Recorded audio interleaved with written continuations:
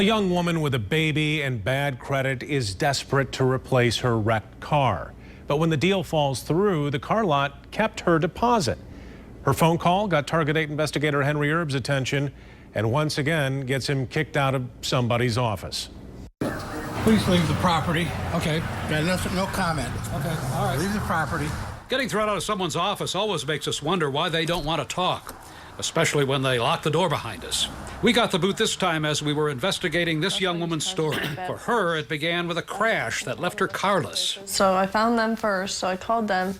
They're like, oh, come in, we'll get you approved or whatever. And I told them I had bad credit. She says she gave Allstate Auto on South Division in Kentwood $1,000 down. She says the salesman told her he'd try to get her a car loan, but right away he was having trouble. I called him later that day and he's like, oh, well, we can't get you approved for $1,000. Could you put $1,500? A couple days later, she says, the salesman called again and said no deal. Couldn't get her a car loan. He told me that I couldn't get the car and he wasn't giving me my money back. The dealer was keeping her deposit. So that's when I got the Kentwood police up there, and he tried talking them into giving my money back. According to this police report, the guy who runs the place told the officer that the dealership tried numerous financial institutions but were having a difficult time getting Summer a car loan. He told the officer that the deposit is to allow the company to attempt to acquire financing and not refundable. And that's what brought us to Allstate Auto. We wanted to find out why the car dealer thinks it's right to keep the customers' down payments. Hi, Mr. Anderson. Yes, sir. Henry Erb from Wood TV.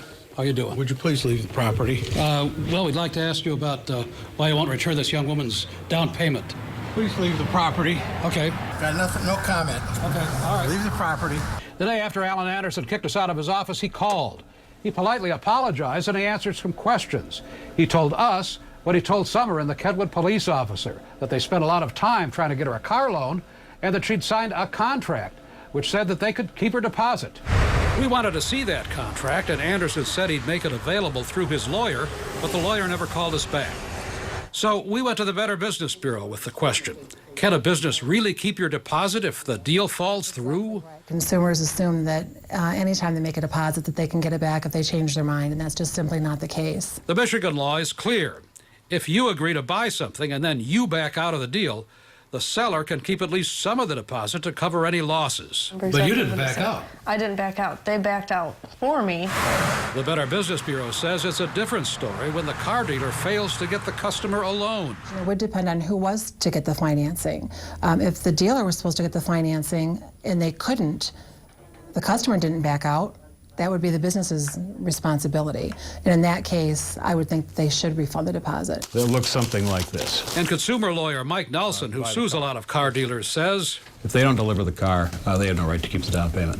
He says consumers in such a spot often have to sue to get their money back. Summer says she's without a car and the money to try again, so she is thinking about suing.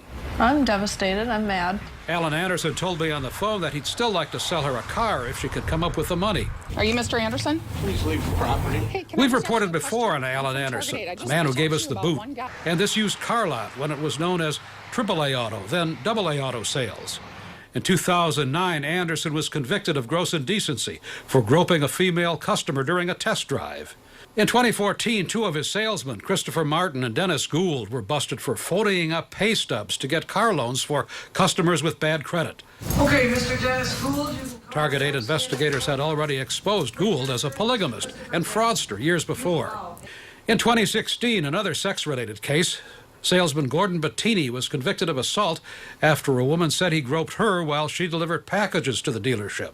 Then last December, the state revoked Alan Anderson's car dealer license because of that 2014 fraud case. Would you please leave the property? But there he was, escorting us out the door as if he still ran the place. The state of Michigan says that's okay, because even though it's the same car lot, Alan Anderson can work there as an employee. The place is now licensed to somebody named Michael D. Anderson. That name, too, is familiar to us. Michael D. Anderson runs One Step Realty. 2009 and 2014, One Step Realty quit paying my clients. we reported that people were complaining that One Step was managing property for them but failing to hand over rent money. I'm Target 8 investigator Henry Erb. That car lot won a small claims case against another customer who tried to get his deposit back last summer. In that case, the argument was over whether or not the customer had okayed repairs on a truck after it failed an inspection. The car lot won on appeal.